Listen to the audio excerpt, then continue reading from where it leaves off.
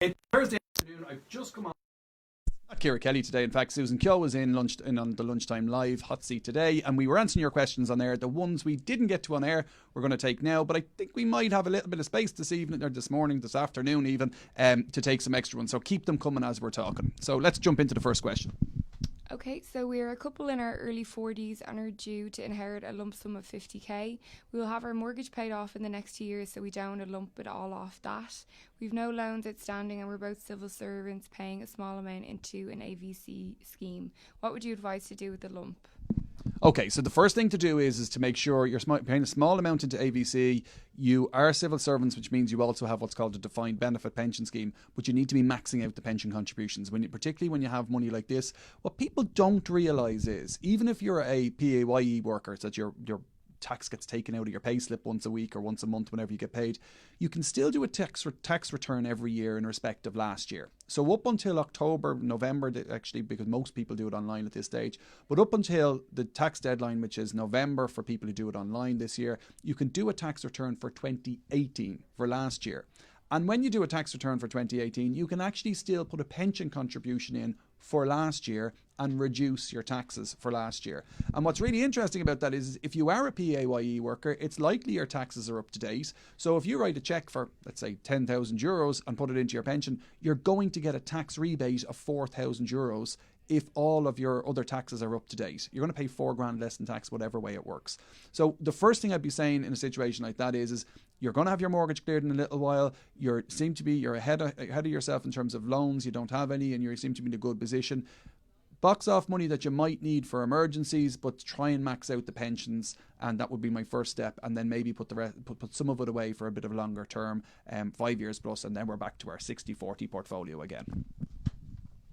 Okay, so I've been approved in principle for a mortgage, which includes my Help to Buy scheme. My house does not commence building until February 2020. Will my Help to Buy be honoured as it was approved in 2019? Yeah, well, there is some talk about changing on the Help to Buy scheme. What I would be doing there is I would be emailing the Help to Buy scheme themselves and saying, this is my situation, this is where I'm going, and can I get some assurances that everything's going to be okay? Because obviously you'll have signed contracts if the house is commenced, and you most likely have signed contract at this stage. Just get your reassurance from them. It doesn't matter what I actually say to you. You want something in writing from them just to give yourself that, let yourself sleep at night, I suppose.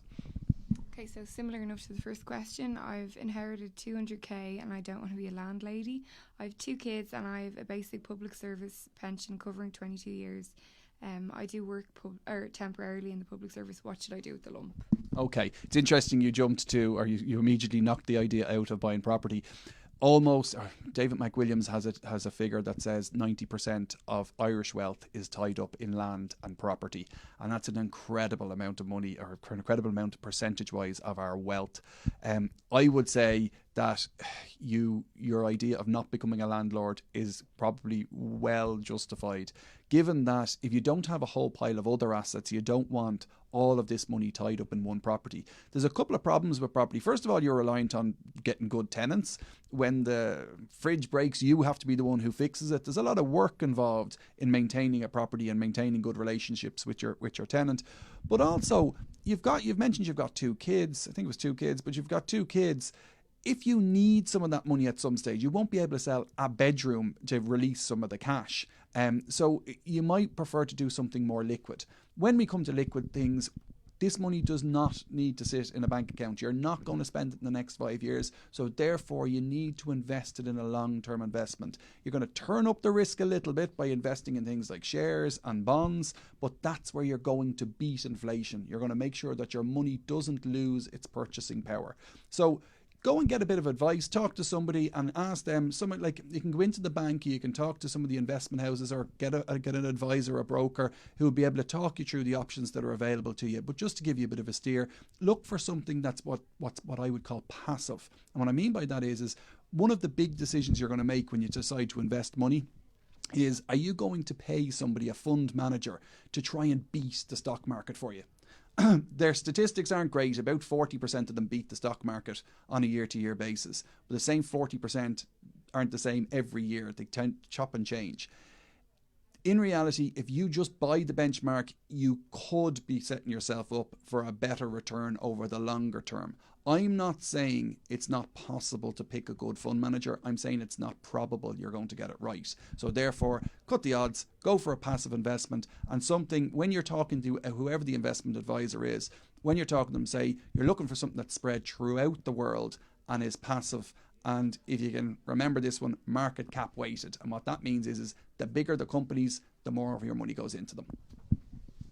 Okay, so I've seen some things on Instagram promoting foreign exchange trading and that it's an easy way to make some cash. What are your thoughts on this? I'm in my mid-20s and I just want to make some extra cash. Okay, so foreign exchange trading, and it's been promoted as an easy way of making money. If it's an easy way of making money, why are they bothering promoting it? They should just spend all their time making the easy money. There's nothing easy about foreign exchange. It's closer, particularly if you're doing it at a level that you're jumping in and out of it, it's much closer to betting than it is investing. And bets can work out really, really well for people, and they can work out terribly badly for people as well. So unless you're planning on dumping the day job and starting to go into this full time, I would tread extremely carefully. I would say to you, there is no such thing as the next big thing. There is only the last big thing. So just be really careful. There's no such thing as making easy money. And if there was, why is it being advertised to you? Why aren't they keeping it secret for themselves and just making all the money? They don't need to pay for the advertising. Okay, so I'm 28 and my employer doesn't offer a pension. I haven't started one yet, but I want to. Any tips? Yep, just start. So you're 28 years of age, your employer doesn't offer a pension. Interestingly enough, your employer does have to offer access to a pension and does have to facilitate you having your pension deducted from your payslip if that's the way you want to do it. So they are obliged to do it. Some of them mightn't be aware of it, but they are obliged to do it. They're not obliged to pay into it, but they are obliged to facilitate it. So, but the tips are get it started, start at a little level that you're comfortable with. Make sure you tick the box that says it increases each year in line with inflation at least. Ideally, if some of them will allow you to increase it by 5% or above inflation, but make sure it just gradually increases all the time because that will have a serious impact over a longer period of time. And just watch out for charges. So when it comes to charges, your starting point should be you want what's called 100% allocation. And what I mean by that is when you put €100 in, €100 gets invested. Sometimes you'll see a thing called 95% allocation. And what that means is you put €100 in and only €95 gets invested. €5 gets taken off on a charge. So just watch out for that 100% allocation. There's a couple of other charges, but that's the key one to watch out for. So this person says, Owen, love the Facebook Lives and I watch them every week and find them really helpful. I'm buying a new house and I've been saving $900 a month and our mortgage repayment is going to be $650 a month each. We want to take out a 20k home improvement loan, which works out as an extra $120 a month each, meaning my whole spend is $770, less than what I'm saving now. I know you're against debt, but surely this isn't bad as I can clearly afford the repayments. What are your thoughts?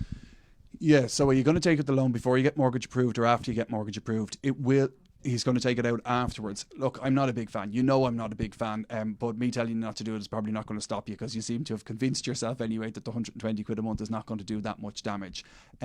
I just wonder, could you not just wait a little bit longer and save more? And every month extra of 900 a month is coming off that 20 grand loan. And even if you just hedged your bets and did a smaller loan and used a bit more of your savings, I'd be much more comfortable with it. Yes, you can afford it, but you know what? That loan is going to be probably a 5-year, 120, it could even be a 10-year loan. Did you say? Yeah, it's 10-year loan. So that's going to be a 10-year loan. You can afford it right now, but what's going to be thrown at you in your life in the next 10 years that you're going to be looking at that going, I really wish I didn't have this loan. So you're not going to not do it anyway because you've made up your mind. But I would just try and say to you, curb it back as much as you can. Take it out over the 10 years and maybe save alongside it to try and clear it off early or to cover off the repayments if you go into times of difficulty. 10 years is a long time to have a debt hanging around you, and particularly when you're about to jump into a mortgage which you've never had before. Okay, so somebody wants to know, what's the best way to negotiate a pay rise? Best way to negotiate a pay rise is to go to your boss and say to your boss, since my last pay rise, I have been doing this, and this, but I'm not really extra, and that's why I deserve a pay rise, is one way of doing it. Or go to your boss and say, what could I do that would be financially extra, that I could do financially beneficial, that would be financially beneficial to the business and therefore would warrant me getting a pay rise. And if you make it about being better for the company, your boss is much more likely to be willing to give you a pay rise.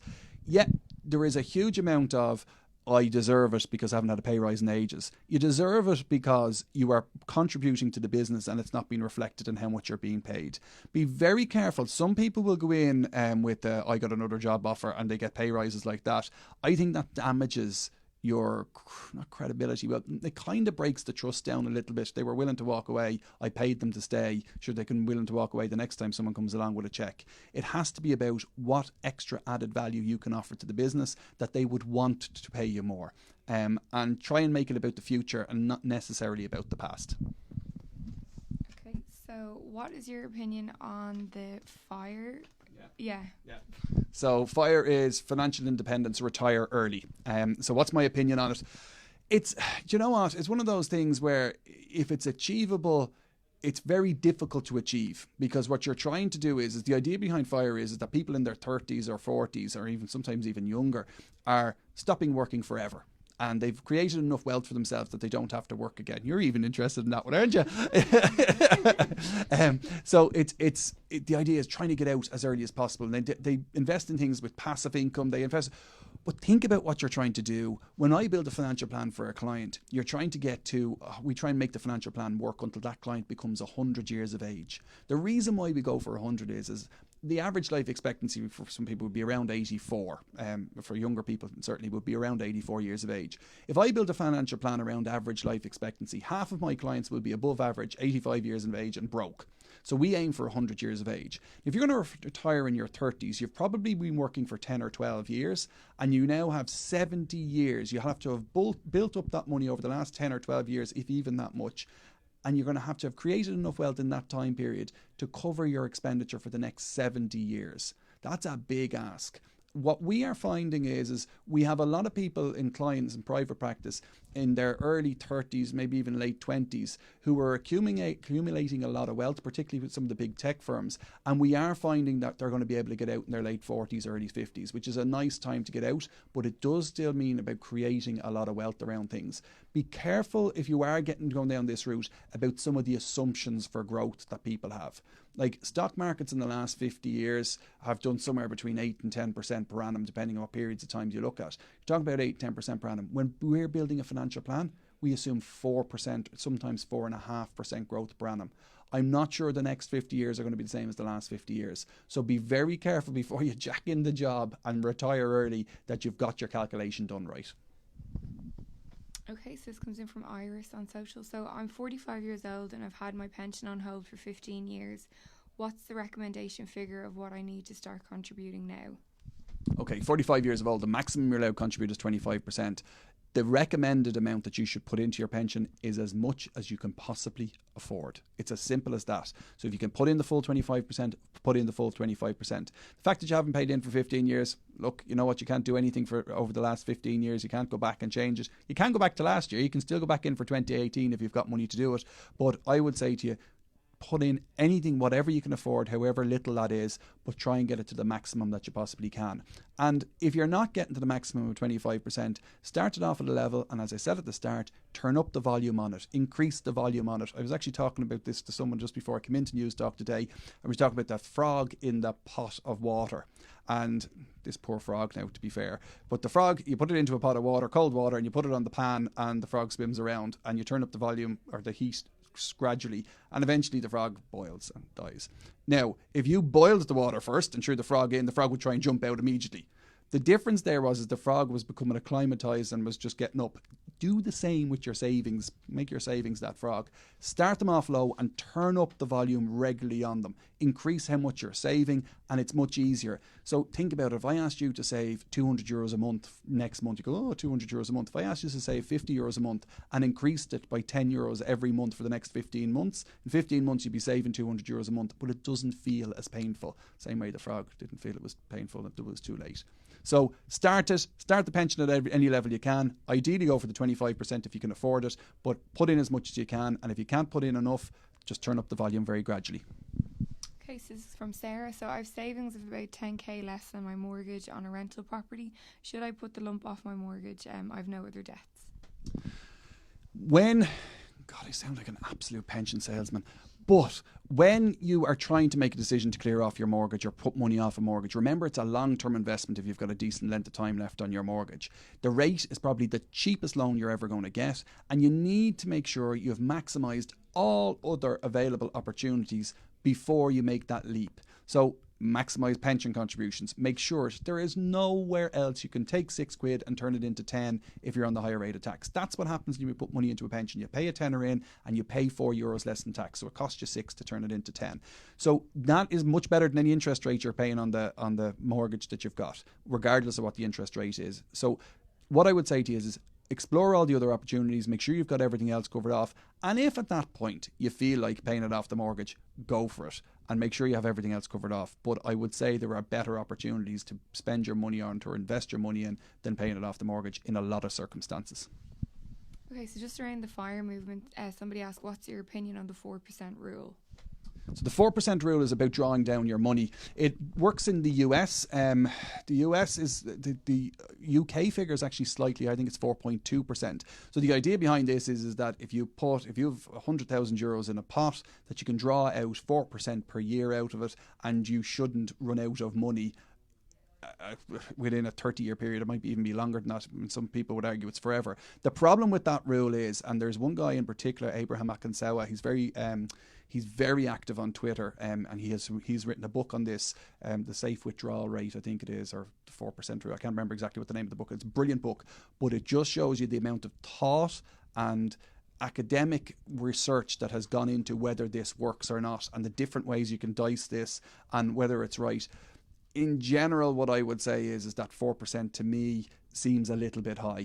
I would be much more comfortable with drawing out 3% per year. And even at that, you will find that there are certain periods of time in history that wouldn't have made your money last long enough. So in short, you have to be very careful about the 4% rule and how it's being applied. And I would say tone it back a bit. But you know what? We're all going to be wrong with our projections. So what I would say is, be on the right side of wrong. Okay, so the last question is, I'm going to inherit money from the States and it'll be about $80,000. Will there be any tax implications here in Ireland? So inheriting money in the States, if you inherit more than 60,000 euros or $60,000 in the States, it's going to be subject to tax over there, is my understanding of it. It also depends on what your connection is with the money. What your connection is with the States. If you are domiciled here, resident here, and ordinarily resident here, I would be concerned you might have tax to pay. You may get a credit for the tax that you get hit with in the States as well, before you calculate the tax here in Ireland. You know what I might do? I might just double check that one later on and post it up, but I have a feeling you're going to get taxed in both situations depending on your domicile in particular and your residency. So yeah, I'm afraid you're going to get hit with tax, but you know what? As my dad would always say, if you're paying tax, you're making money. So that's it for today. We will be back, I'm sure, next Thursday. I'll be back on Lunchtime Live, and then we'll do the Facebook Live afterwards. Thanks very much.